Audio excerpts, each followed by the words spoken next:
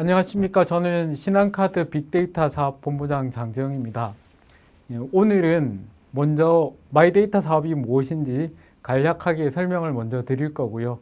다음으로는 이 마이데이터 사업이 이 향후에 금융산업을 어떻게 바꿔놓을 것인지에 대한 그 변화를 한번 다시 예측해 보도록 하겠습니다. 그리고 마지막으로는 이 변화 속에서 어떻게 새로운 비즈니스 과제들이 또 발굴되고 실제로 실행되고 있는지 선진 해외 사례를 보면서 생각해 보는 시간을 갖도록 하겠습니다. 최근에 한국판 뉴딜 정책을 정부에서 발표를 하게 됐죠. 이제 그만큼 이제 국가의 어떤 성장 동력 자체가 지금 필요한 시점인 것 같습니다. 그 뉴딜 정책 중에 근데 첫 번째 과제가 뭐였냐면은 바로 디지털 뉴딜 정책이었습니다. 첫 번째 과제를 이것으로 삼은 이유는 정부 역시 디지털과 빅데이터 사업 쪽이 굉장히 투자할 만한 가치가 있고 거기에 따른 어떤 부가가치의 효과가 크다는 것을 생각하고 있다는 것에 대한 반증인데요. 제가 속하고 있는 기업으로만 보더라도 체감적으로 볼 때 크게 세 가지 영역으로 굉장히 많은 투자가 이루어지고 있습니다. 첫 번째는 AI와 디지털 이 두 가지 영역이 서로 결합되는 영역에서 투자가 일어나고 있고요. 이것을 또 뒷받침할 수 있는 ICT 인프라 및 여기에 어떤 개발 요건들을 충족시키는 쪽으로 굉장히 많은 투자가 일어나고 있습니다. 근래 제가 직장 생활하면서 이렇게 많이 이 영역에 어떤 투자와 인적, 물적 투자가 집중되는 경우는 거의 사실 없었던 경우인데요. 지금 최근에 코로나 사태를 기점으로 해서 가장 그 투자에 대한 관심도가 최고조에 이르지 않나 그런 생각이 듭니다. 자, 오늘 앞서 말씀드린 대로 이제 마이데이터 사업이 무엇인지 이해하기 위해서는 올해 10월에 이제 입법돼서 시행되고 있는 데이터 3법에 대한 이해가 먼저 좀 필요한 것 같아서 간단히 설명드리도록 하겠습니다. 데이터 3법이란 세 가지 법을 말하는데요. 우선 개인정보보호법, 다음으로는 개인통신망 이용 촉진 및 정보 보호 등에 관한 법률, 그리고 마지막으로는 신용정보의 이용 및 보호에 관한 법률, 이 세 가지를 합쳐서 데이터 3법이라고 합니다. 그럼 데이터 3법은 올해 8월에 지금 시행되고 있는 내용이 어떻게 바뀌었는지 주요한 내용을 살펴보도록 하겠습니다. 먼저 비식별 개인정보 활용의 법적 근거를 마련했습니다. 이번 다음으로는 데이터를 기반으로 한 신사업 육성에 관련되어 있는 내용이 포함되어 있고요. 마지막으로는 데이터 활용의 범위가 굉장히 확장되면서 개인정보의 보호에 대한 기준도 매우 강화되는 내용으로 이번에 법률이 개정되었습니다. 이 세 가지 관점에서 하나씩 자세히 다시 살펴보도록 하겠습니다. 먼저 비식별 개인정보 활용의 법적 근거 마련 부분인데요. 여기에서 중요한 부분은 이 법률이 개정되기 이전에는 개인정보라는 개념 하나만 있었습니다. 근데 이번 법률 개정안에는 개념이 세 가지로 확장이 되었습니다. 개인정보, 그리고 가명정보, 익명정보로 개념이 좀 더 세분화되고 명확화됐고요. 이 개념에 따라서 그 데이터를 활용할 수 있는 근거와 기준과 범위가 매우 명확하게 정의되어 있는 부분이 이번 법률 개정의 주요한 포인트인 것 같습니다. 예를 들자면은 이 가명정보 같은 경우에는 통계 작성, 그리고 연구, 혹은 공익적 기록 보존 목적에 의한 목적을 위해서라면은 별도의 동의 절차 없이 활용이 가능하거나 혹은 전문 기관을 통한 비식별화 작업을 거친 다음에는 이종 데이터, 즉 다른 업무 영역의 데이터들을 결합해서 사용할 수 있는 영역이 이번 법률 개정으로 인해서 사용이 가능하게 바뀌었습니다. 다음으로는 오늘 설명드릴 마이데이터 사업을 포함한 데이터를 기반으로 한 신사업 육성안이 포함이 되어 있는데요. 이게 주요한 내용이 크게 두 가지의 골자입니다. 첫 번째는 마이데이터 사업, 두 번째는 CB 사업의 세분화입니다. 원래 신용조회업, 즉 CB업은 원래 개인과 기업 CB 두 가지 사업의 영역만 존재를 했습니다. 근데 이번 법률 개정으로 인해서 개인 사업자뿐만 아니라 비금융정보의 데이터를 활용해서 신용조회업을 영위할 수 있도록 추가로 도입된 부분이 이번에 반영이 되었고요.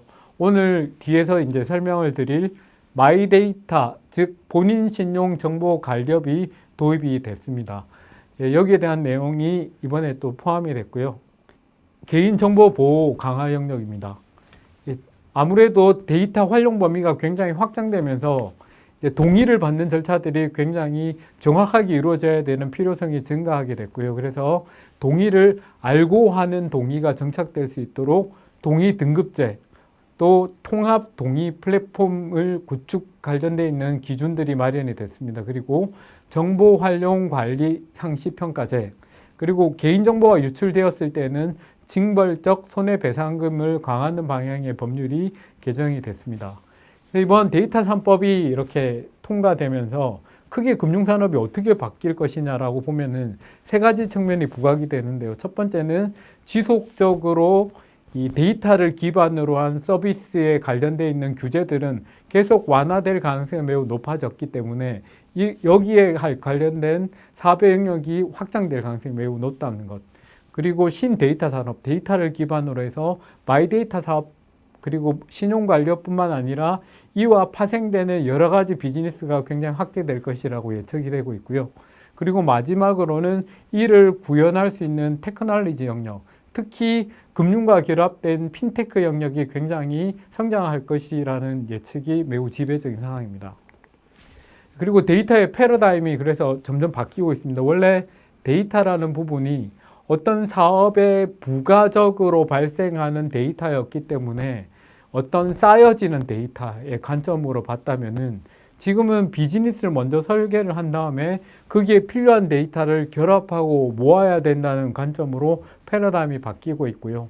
또 개인의 정보도 보호 관점으로 굉장히 많이 다루어지던 영역이 이제 개인의 정보를 어떻게 활용할 것인가라는 부분으로 계속 개념이 확장되어 가고 있습니다. 그리고 기업들 같은 경우에는 데이터가 의사결정을 하는 어떤 보조적 수단에서 이제는 판단의 핵심 영역으로 이동하고 있는 부분이 데이터의 패러다임의 변화의 어떤 흐름인 것 같습니다.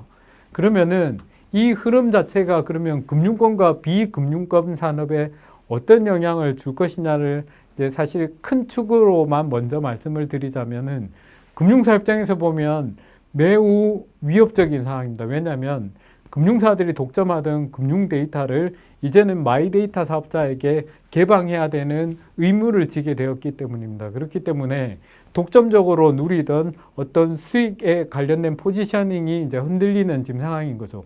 반면에 또 비금융 산업으로 보면은 이제 개방되는 공공정보, 그리고 금융정보를 어떻게 활용해서 나의 비즈니스를 좀 더 단단하게 구축하거나 혹은 새로운 비즈니스 영역으로 확장할 것인가에 대한 부분은 굉장히 큰 어떤 기회 요인으로 이제 작동하게 될 것 같습니다. 그래서 이제 이 배경을 잠깐 설명을 들으시고 본인 신용 정보 관리업에 대해서 간단히 말씀드리도록 하겠습니다. 본인 신용 관리업이라는 것은 마이데이터 사업을 이제 법률적 용어로 풀어서 그렇게 표현을 하는데요. 고객의 금융 정보를 기반으로 해서 본인 신용 정보를 통합해서 조회하는 서비스를 말합니다. 부수 업무로는 정보 계좌를 만들 수 있고요. 프로파일링 대리 행사를 할 수 있습니다. 프로파일링이란 신용평점을 개선하거나 금리 인하를 요구할 수 있는 이 권리 행사를 대리할 수 있도록 되어 있고, 데이터를 분석하고 컨설팅하고 3자에게 제공할 수 있는 사업을 영위할 수 있고, 자산, 재무, 신용관리를 또 할 수 있고요. 또 오픈뱅킹을 포함해서 지급 지시 결제업을 수행할 수 있습니다. 또 겸용 업무로는 투자 자문, 투자 일임 및 금융상품 자문업을 할 수 있습니다. 이렇게 굉장히 광범위한 사업 영역을 하고 있기 때문에 최근에 이제 마이데이터는 인허가 사업인데요. 총 60여 개사가 이 마이데이터 사업 허가를 신청했고 아마 올해 2월까지는 본 허가가 나올 것 같습니다. 그리고 현재는 스크래핑 방식으로 마이데이터 서비스를 제공하는 업체들이 있습니다. 하지만 8월부터는 표준 API 방식으로 해서 이 개인의 정보를 별도의 동의 절차 없이 한 번의 동의로 모아올 수 있기 때문에 본격적인 서비스는 아마 내년 8월부터 시행이 될 예정입니다. 그래서 이것들이 어떻게 그러면은 앞으로 금융산업을 바꿔나갈 것인가 말씀드리자면은 일단 데이터를 기반으로 한 신사업들이 굉장히 활성화되는데 그 기반이 뭐냐면은 기존에는 금융회사들이 금융상품을 만들고 본인들이 만든 상품을 직접 판매를 해왔습니다. 이것을 재판 일치 사업이라고 하는데요. 앞으로는 금융회사들은 금융상품을 만들게 되고 이 판매는 마이데이터 사업자들이 대신 대리할 가능성이 매우 높아졌습니다. 왜냐하면 본인의 금융정보를 한 군데서 모아본다는 것은 본인이 적정한 예금을 들고 있는지, 적절한 금리의 대출을 사용하고 있는지, 혜택이 가장 적합한 신용카드를 쓰고 있는지, 가장 이 금리가 낮은 할부금융 상품을 사용하고 있는지를 한꺼번에 비교가 가능하다는 거죠. 그 비교를 통해서 금융회사에 가장 최적의 상품을 추천할 수 있기 때문에 금융회사로 보면 금융상품의 제조와 판매가 분리되는 현상이 일어날 것 같고요.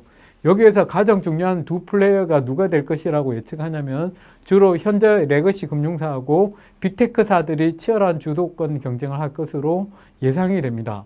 그러면 여기에서 특히 금융권안에서도 마이데이터와 개인사업자 CB사업이 허용이 된 카드사와 그리고 빅테크사의 어떤 경쟁이 주도적으로 일어나게 될 것이고 결국은 경쟁이 격화된다는 것은 그 사이에서 굉장히 많은 투자가 일어난다는 거고 그게 맞는 사업 기회가 굉장히 많이 생길 것이라는 걸 예측이 가능한 거죠.